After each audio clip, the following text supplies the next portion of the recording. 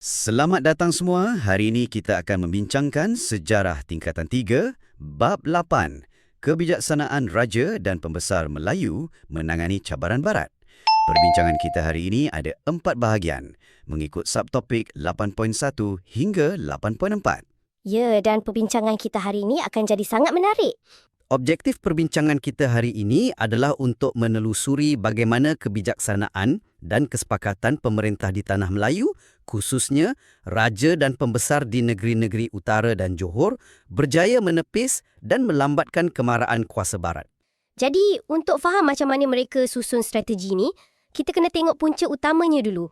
Sekarang, mari kita bincangkan bab 8.1, reaksi pemerintah negeri-negeri Melayu Utara dan Johor terhadap tindakan Barat. Titik perubahan paling besar mestilah Perjanjian Bangkok pada tahun 1909. Betul. Perjanjian tu seolah-olah British dan Siam berpakat nak memecah belahkan wilayah utara Tanah Melayu. Cara mereka bahagikan wilayah tu sangat teknikal dan cukup dingin sebenarnya. Dingin macam mana tu? Mereka cuma gunakan ciri geografi fizikal. Maknanya, mereka ambil sempadan legeh dan lembah sungai sebagai garisan pemisah mutlak. Masalah besarnya, mereka langsung tak pedulikan aspek kebudayaan, demografi, etnik maupun agama penduduk tempatan yang dah duduk situ beratus-ratus tahun. Bagi anda yang sedang mendengar, analogi dia macam ni lah. Bayangkan ada 2 orang asing tiba-tiba masuk ke dalam rumah anda, ambil kapur, lepas tu lukis garisan lurus atas lantai ruang tamu. Mereka bahagikan bilik tidur dan dapur sesuka hati. Ya, tanpa minta izin pun. Betul. Langsung tak tanya anda sebagai tuan rumah yang sah. Macam itulah Perjanjian Bangkok. Siapa yang duduk utara garisan, kini milik Siam. Yang di selatan pula, milik British. Mesti pemerintah tempatan melentingkan bila dapat tahu hal ni. Sudah semestinya. Reaksi bantahan keras terus disuarakan. Kalau kita ambil Kedah sebagai contoh, mereka kehilangan wilayah Sadau, Setul, Pulau Terutau dan Butang. Sultan Abdul Hamid Alim Shah sangat tersinggung sebab baginda langsung tak dibawa berunding. Baginda murka dan bertitah yang baginda takkan maafkan pihak yang menjual negeri Kedah seumpama menjual seekor kerbau. Wow, frasa menjual seekor kerbau tu satu kiasan kemarahan yang sangat tajam bagi orang Melayu. Maksudnya rakyat dan wilayah diperdagangkan macam tu je tanpa nilai maruah. Perlis pun terkesan juga kan? Ya, Perlis hilang wilayah Pujoh. Di Kelantan pula, Sultan Muhammad keempat terus tolak perjanjian tu mentah-mentah. Baginda sangat kecewa bila British setuju serahkan wilayah Tabal kepada Siam. Sebab penyerahan Tabal ni bukan sekadar bagi tanah. Ia libatkan nyawa manusia tau. Oh, ya ke? Ada pemindahan penduduk ke? Ya, betul. Kira-kira 15,000 penduduk Melayu secara tiba-tiba diletakkan di bawah Siam. Ini menyebabkan sebahagian besar daripada mereka terpaksa berhijrah beramai-ramai masuk ke Kelantan demi kelangsungan hidup. Itu dah jadi krisis kemanusiaan tu. Macam mana pula dengan Terengganu? Adakah mereka akur? Di Terengganu, Sultan Zainal Abidin III terus mengecam keras. Baginda dengan berani tegaskan yang Siam tak pernah ada hak menaungi Terengganu. Malah, baginda betulkan salah faham Barat dengan menyatakan penghantaran bunga emas tu hanyalah tanda persahabatan. Bukannya bermaksud Terengganu ini sebuah tanah jajahan Siam. Tegas betul baginda. Tapi itu di utara yang ditekan secara agresif. Kalau kita tengok di selatan, iaitu di Johor, rentak mereka agak berbeza sebab mereka bertindak lebih awal. Peranan Temenggung Daeng Ibrahim ni sangat luar biasa. Tapi saya rasa pelik sikit kat bahagian ni. Selalunya British akan berkeras nak ambil alih pentadbiran kan? Kenapa Ratu Victoria pula yang hadiahkan pedang keemasan kepada beliau? Oh, sebab beliau buktikan kecekapan pentadbiran yang tahap tinggi. Temenggung Daeng Ibrahim berjaya wujudkan keamanan menyeluruh perairan Johor dan Singapura. Beliau hapuskan ancaman lanun yang ganggu berdagang. Jadi hadiah pedang keemasan tu sebenarnya satu pengiktirafan diplomasi bertaraf dunia dari British. Oh, faham. Dan satu lagi tindakan strategik beliau ialah memindahkan pusat pentadbiran Johor dari Teluk Belanga di Singapura terus ke Bandar Iskandar Puteri. Menarik. Jadi dengan pindah keluar dari Singapura secara fizikal, beliau sebenarnya sedang menjauhkan diri daripada ditekan setiap hari oleh pentadbiran British di pulau tu kan? Tepat sekali analogi tu. Ia satu langkah taktikal supaya tak diperhatikan setiap masa. Di samping tu, beliau kukuhkan benteng kewangan negeri melalui hasil hutan. Johor berjaya monopoli pengeluaran getah percah. Beliau juga perkenalkan sistem Kangcu. Sistem Kangcu ni yang bawa masuk peladang Cina tu ke? Ya, betul. Sistem ni galakkan kemasukan peladang Cina untuk tanam gambir dan lada hitam secara besar-besaran. Ekonomi yang sangat kukuh inilah jadi perisai pertahanan Johor. Ini bawa kita ke bahagian seterusnya. Sekarang mari kita bincangkan bab 8.2, tindakan Raja Melayu dalam menangani cabaran Barat. Kita selalu dengar raja-raja guna persidangan durbar untuk bersuara. Sejauh mana majlis ni berkesan? Durbar ni sebenarnya persidangan rasmi antara Raja-Raja Melayu dengan pegawai atasan British. Apa yang memukau, Raja-Raja Melayu sangat bijak guna platform tajaan British ni sendiri sebagai medan jurubicara bela nasib bangsa. Mereka bukan datang duduk diam saja tau. Ya, mereka berhujah kan? Betul. Contohnya, pada Durbar di Kuala Lumpur tahun 1903, Sultan Idris dari Perak secara terbuka kritik polisi pemusatan kuasa oleh Residen Jeneral. Baginda desak dengan keras supaya kuasa pentadbiran dikembalikan semula kepada Raja. Wah, guna majlis rasmi British untuk kritik British depan-depan memang berani. Dan tuntutan mereka juga sangat relevan dengan ekonomi masa tu. Dalam Durbar Klang tahun 1937, Tuanku Abdul Rahman dari Negeri Sembilan menggesa buruh dari alam Melayu, khususnya dari Jawa, digunakan. Beliau tak nak bergantung pada buruh Cina dan India saja. Dan jangan lupa, Durbar Sri Menanti tahun 1939. Cadangan progresif dibawa oleh Sultan Selangor yang mendesak penubuhan Kolej Perempuan Melayu untuk memajukan pendidikan wanita. Ini bukti raja-raja peka dengan sosioekonomi. Ya, selain Durbar, diplomasi antarabangsa juga jadi senjata utama mereka. Saya teringat Sultan Abu Bakar dari Johor, baginda memang pakar bab ni. Baginda terus berlayar ke England, jumpa Ratu Victoria dan berjaya dapat gelaran Maharaja Johor. Lepas tu baginda wujudkan lembaga penasihat Johor di London.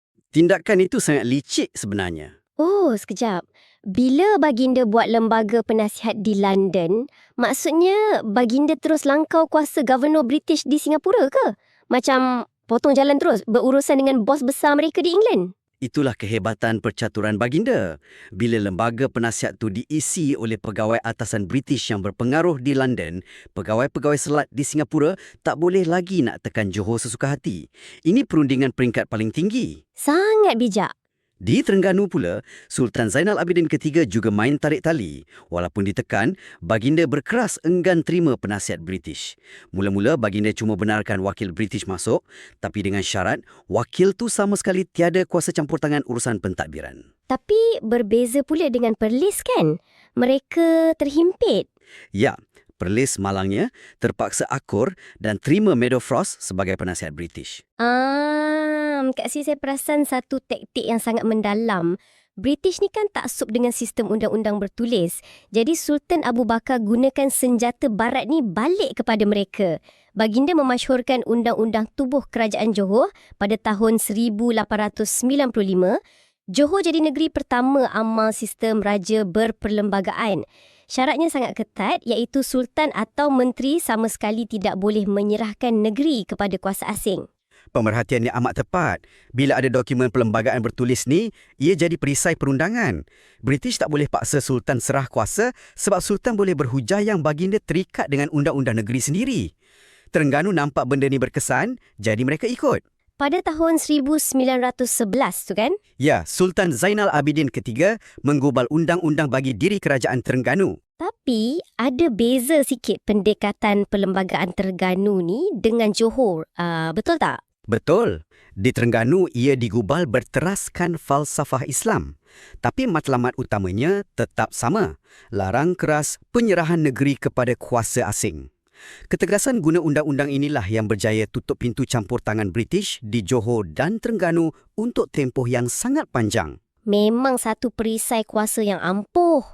Tapi kelicikan Sultan semata-mata tak cukup tanpa pergerakan di peringkat bawahan. Ini bawa kita ke topik seterusnya. Sekarang mari kita bincangkan bab 8.3, usaha pembesar Melayu dalam pemodenan negeri. Pembesar tempatan kita langsung tak duduk diam. Mereka gerakkan pelbagai inisiatif dari segi pembangunan sosioekonomi, pembangunan pertanuan serta pembangunan bandar. Terus pembangunan ni didorong terus oleh pembesar. Tapi yang paling saya suka ialah langkah pemodenan pentadbiran dan pendidikan, terutamanya di Johor. Pembesar Johor bina identiti negara yang berani lawan ego British. Ini memang fakta kegemaran saya. Bayangkan, pembesar Johor wajibkan bendera British Union Jack tu dikibarkan lebih rendah daripada bendera negeri Johor. Anda boleh bayangkan macam mana jatuh maruah pegawai Empire Gergasi masa tu. Ya, satu teguran visual yang sangat berkesan. British asyik mendesak nak berkuasa, tapi pembesar Johor guna protokol untuk tunjuk kedaulatan mereka. Dan bukan itu saja, bahasa Melayu diwajibkan untuk semua surat rasmi kerajaan. Oh, pegawai British pun kena pakai baju rasmi Johor kan? Ya, setiap pegawai British yang berkhidmat di Johor wajib pakai pakaian rasmi kerajaan Johor. Ini bukti Johor adalah kerajaan yang tak sanggup ditundukkan. Di peringkat persekutuan pula, pembesar Melayu yang dilantik jadi ahli Majlis Mesyuarat Persekutuan pun tak kurang hebatnya. Golongan bangsawan ni guna majlis tu untuk desak British buka lebih banyak peluang pekerjaan untuk anak watan. Dan semangat ni nampak jelas sampai ke Sarawak dan Sabah. Contoh di wilayah Sabah, orang kaya-kaya Haji Muhammad Arsyad sangat aktif bantu pentadbiran peringkat daerah. Beliau kutip cukai, urus keadilan dan jaga keamanan tempatan. Pengaruh pemimpin tempatan sentiasa utuh. Jadi, bila kita himpunkan semua usaha dari kebijaksanaan raja sampai ke kepimpinan daerah ni, apa sebenarnya hasil mutlak terhadap cabaran kuasa barat ni? Sekarang mari kita bincangkan bab 8.4, keberkesanan peranan pemerintah tempatan dalam menangani cabaran barat. Sudah pasti, yang pertama ialah mereka berjaya kekalkan kemakmuran negeri. Betul. Dan yang paling ketara ialah kejayaan mereka melambatkan peluasan kuasa British. Undang-undang tubuh yang digubal tu sangat berkesan, bantutkan cita-cita British. Johor cuma terpaksa tanda tangan perjanjian terima penasihat British pada tahun 1914 dan Terengganu jadi negeri Melayu terakhir yang tunduk pada tahun 1919. Dan walaupun Johor akhirnya terima penasihat British, Sultan Ibrahim tetap pegang prinsip kebangsaan baginda, iaitu Johor mesti jadi Johor. Selain tu, kemajuan pendidikan juga dapat ditingkatkan. Kita juga nampak penubuhan Regimen Askar Melayu Diraja yang mengawal keselamatan bangsa. Jangan lupa kemunculan pegawai tadbir Melayu. Penjajah akhirnya sedar yang mereka memang perlukan elit Melayu untuk urus pentadbiran. Jadi elit Melayu terus pegang jabatan penting dan berkhidmat dalam perkhidmatan awam tanah Melayu. Tapi pada saya, impak yang paling bersejarah dan kekal sampai sekarang ialah kejayaan mengekalkan institusi beraja. British mungkin ganti pembesar dengan pegawai mereka, tapi tahta sultan langsung tak boleh dihapuskan. Ya, tepat mutlak. Walaupun corak barat menular, kedudukan sultan tak tergugat. Mekanismenya sangat licik. Setiap undang-undang British yang nak dilaksanakan masih terpaksa dihadapkan untuk dapat tanda tangan dan cap mohor sultan. Ketiadaan penentangan bersenjata masa ni bukan tanda lemah tau. Pertukaran ke sistem perundangan sebenarnya berjaya ikat tangan penjajah dan kekalkan sistem beraja sampai hari ini. Sikap bijaksana, taat setia dan permuafakatan antara pemerintah dan rakyat memang kunci utama pertahankan negara. Kehilangan hak menentukan nasib sendiri akibat kuasa asing patut ingatkan kita betapa berharganya institusi kepimpinan yang berwibawa. Terima kasih kerana bersama kami. Jumpa lagi.